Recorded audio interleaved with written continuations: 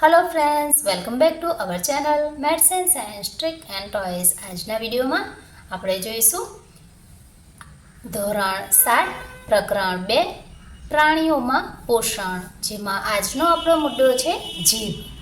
તો સૌપ્રથમ જોઈશું જીભ જે છે એ મુખ ગુહાના પાછળના તળિયે જોડાયેલ માંસલ અંગ હોય છે।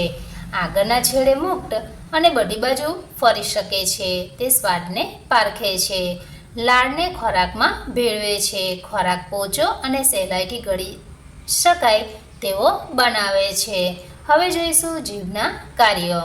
તો એક તો છે સ્વાદ પારખવાનું, બીજું બોલવા માટે ઉપયોગી છે, ત્રીજું લાળ રસ ભેળવવા માટે ઉપયોગી છે, અને ચોથું કોળિયાને ગળવામાં પણ જીભ ખૂબ જ ઉપયોગી છે। જીભની સપાટી પર સ્વાદ કલિકા એટલે કે રસાંકુરો હોય છે, જે સ્વાદ પારખવાનું કાર્ય કરે છે। વિશિષ્ટ પ્રકારના સ્વાદગ્રાહી કોષો જ્યાં તેનું પ્રમાણ વધારે તે ભાગમાં તે સ્વાદ જલ્દી પરખાય છે। તો આપણી જે જીભ છે એમાં પણ અલગ અલગ સ્થાન પર અલગ અલગ પ્રકારના સ્વાદ પારખી શકાય છે।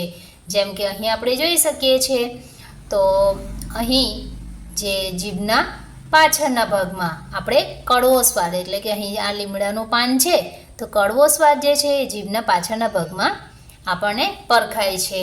ત્યારબાદ છે ખાટો સ્વાદ, અહીં બે કેસરી રંગમાં છે એ છે ખાટો સ્વાદ, જે જીભની પાછળની બાજુએ આપણને પારખી શકાય છે। ત્યારબાદ છે એટલે કે લીંબુ, આમલી, કેરી વગેરે।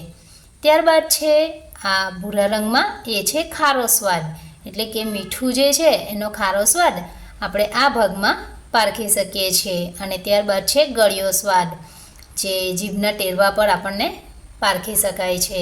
તો આ છે જીભની રચના અને તેના કાર્યો।